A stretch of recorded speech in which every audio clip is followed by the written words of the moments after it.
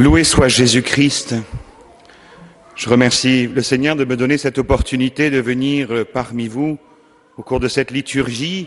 C'est bien le signe de cette communion entre nos deux paroisses du centre-ville de Toulon. En entrant dans la sacristie tout à l'heure, un jeune servant d'hôtel demandait quand est-ce que Pâques arrive. Certes, il peut y avoir au 4e dimanche de Carême une sorte de hâte d'arriver enfin à la veillée pascale, à la célébration de la résurrection. Et pourtant, ce temps de Carême continue à creuser en nous cette faim, cette soif d'une nourriture que ce monde ne peut pas nous donner par le jeûne, par la prière, par l'aumône. Oui, le Seigneur continue à creuser en nous ce désir de l'accueillir plus profondément dans toute l'épaisseur de notre existence. Et dans l'évangile de ce jour, nous voyons Jésus qui se manifeste comme le bon berger, celui qui pose ce regard sur ces foules, et nous entendons comme en arrière-fond ces paroles du psaume « Le Seigneur est mon berger, je ne manque de rien, sur des prés d'herbes fraîches, il me fait reposer. » C'est un détail que l'évangéliste souligne puisqu'il va faire asseoir cette foule sur l'herbe verte afin de rassasier cette foule. Oui, frères et sœurs, c'est le bon berger qui pose aujourd'hui ce regard sur nous. Il nous connaît, le bon berger connaît ses brebis, il les appelle chacune et le bon berger aime ses brebis. Il va donner sa vie pour ses brebis. Dans le même récit, chez l'évangéliste Marc, Jésus, nous dit l'évangéliste, fut saisi de compassion envers eux parce qu'elles étaient, ces foules, comme des brebis sans berger. Alors, il se mit à les enseigner longuement. C'est la première détresse que le Seigneur voit dans nos cœurs et dans le cœur de tous les hommes. C'est cette ignorance, cette conséquence de l'éloignement de Dieu, ces marques des ténèbres, du mensonge et du péché. Et le premier acte de miséricorde que le Seigneur accomplit, c'est cet enseignement, car il veut se révéler à nous. Il veut nous révéler l'amour du Père. Il veut nous révéler le dessein bienveillant de la rédemption du monde. Mais ici, dans cet évangile d'aujourd'hui, Jésus va multiplier les pains et les poissons. Et ceci n'est pas simplement celui d'une solution humaine au problème de notre humanité. Le catéchisme de l'Église catholique nous rappelle, Jésus n'est pas venu pour abolir les maux d'ici-bas, mais pour libérer les hommes de l'esclavage le plus grave, celui du péché qui les entrave dans leur vocation de fils de Dieu et cause tous leurs asservissements humains. Oui, frères et sœurs, c'est aujourd'hui cet évangile qui nous rappelle le signe qui est le don parmi les dons. Jésus va livrer son corps pour nous, va verser son sang pour nous, et ce don de son corps et de son sang nous est rendu présent dans la liturgie de la Sainte Messe. Ce sont les mêmes verbes que nous retrouvons ici dans cet évangile de la multiplication des pains et dans le récit de la Sainte Seine. Il prit le pain, il rendit grâce, il distribua. Les mêmes verbes encore que nous allons retrouver dans le récit des disciples d'Emmaüs, quand il fut à table avec eux, ayant pris le pain, il prononça la bénédiction et l'ayant rompu, il le leur donna.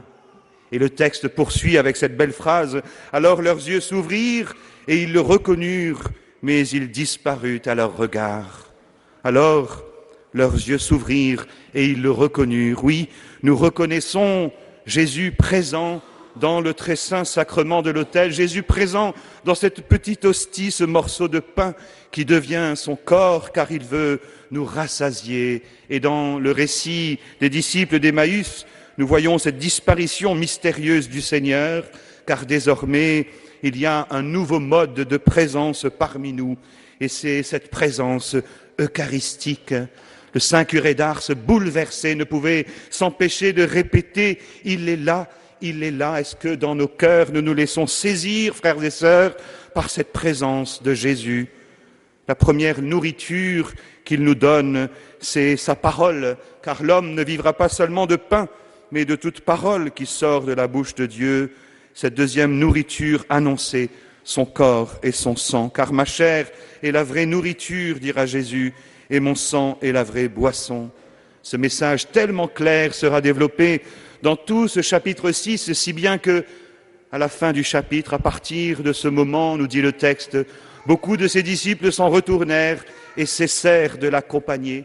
Ils ont du mal à se situer sur ce registre de l'amour d'un Dieu qui va jusqu'à se donner dans un petit morceau de pain. Et Jésus interpelle les 12, « Voulez-vous partir, vous aussi ?» Jésus nous rappelle notre liberté à adhérer à ce grand mystère, à adhérer à sa présence, à nous rendre disponibles à sa miséricorde. Et la réponse de Pierre, si éloquente, « Seigneur, à qui irions-nous » Oui, frères et sœurs, nous sommes là à la Sainte Messe, posant cet acte de foi, croyant que le Seigneur nous appelle et que nous sommes ici à un sommet, à une source, afin de le recevoir. Dans l'Évangile, il dit à Philippe, « Où pourrions-nous acheter du pain pour qu'ils aient à manger ?» Il disait cela, nous dit le texte, pour le mettre à l'épreuve, car il savait bien, lui, ce qu'il allait faire. Le Seigneur voit notre manque de foi, notre difficulté à adhérer de tout notre être à ce mystère, et le Seigneur, dans sa miséricorde, continue à creuser en nous ce désir de le reconnaître. Nous venons ici comme à la source pour rencontrer le bien-aimé de notre âme, celui qui veut nous rassasier. J'étais, il y a quelques années, à Calcutta. Mère Teresa était toujours là, qui nous accueillait. J'avais 18 ans. Et j'y allais avec mes amis, surtout pour servir les plus pauvres des pauvres dans les bidonvilles de Calcutta. Mais ce qui était pour nous bouleversant, c'est de voir comment cette vie toute donnée au service des plus pauvres des pauvres s'enracinait dans le lien à Jésus, Eucharistie. Tous les matins, nous étions à la Sainte Messe avec Mère Teresa et ses sœurs, et puis le soir, à l'adoration. Et comme c'était bouleversant de voir Mère Teresa aller au tabernacle pour chercher le Saint-Sacrement afin de l'exposer sur l'autel, afin de nous permettre de l'adorer. Oui, ce lien à Jésus, Eucharistie, que nous allons recevoir dans quelques instants, se prolonge par ces temps d'adoration. Et Mère Teresa a proclamé, le temps que vous passez avec Jésus au Saint-Sacrement est le meilleur temps que vous puissiez passer sur terre. Chaque instant passé avec Jésus approfondira votre union avec lui, rendra votre âme immortelle plus glorieuse et plus belle au ciel et contribuera à apporter une paix éternelle sur terre. Qu'est-ce qui sauvera le monde, dit-elle ? Ma réponse, c'est la prière. Il faut que chaque paroisse se tienne aux pieds de Jésus dans le Saint-Sacrement, dans des heures d'adoration. C'est bien ce que nous cherchons à vivre durant ce temps de carême, en nous approchant de Jésus avec un élan nouveau, en renouvelant ce désir d'être tout à lui.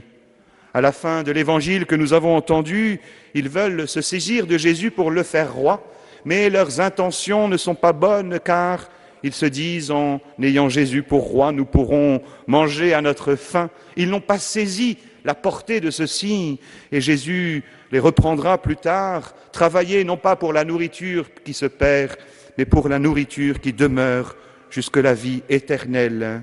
Ils sont surtout prisonniers d'une vision politique du monde, ils sont prisonniers de leurs idéologies, et Jésus manifestera sa royauté lorsqu'il ira jusqu'au bout, jusqu'à donner sa vie pour le monde, pour le salut du monde sur la croix. Car le Fils de l'homme n'est pas venu pour être servi, mais pour servir et donner sa vie en rançon pour la multitude. Aujourd'hui, le Seigneur nous invite à entrer dans ce regard de compassion, de miséricorde, celui qu'il pose sur notre monde. Le bon berger donne sa vie pour ses brebis. Et il nous invite à rechercher cette autre nourriture qui est non pas sa parole ou sa présence eucharistique, mais la volonté du Père. Ma nourriture, dira Jésus, est de faire la volonté de celui qui m'a envoyé.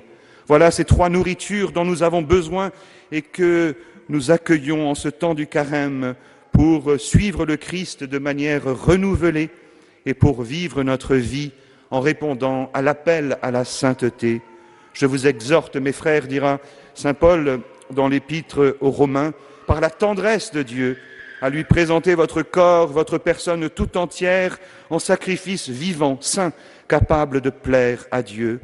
C'est là pour vous la juste manière de lui rendre un culte.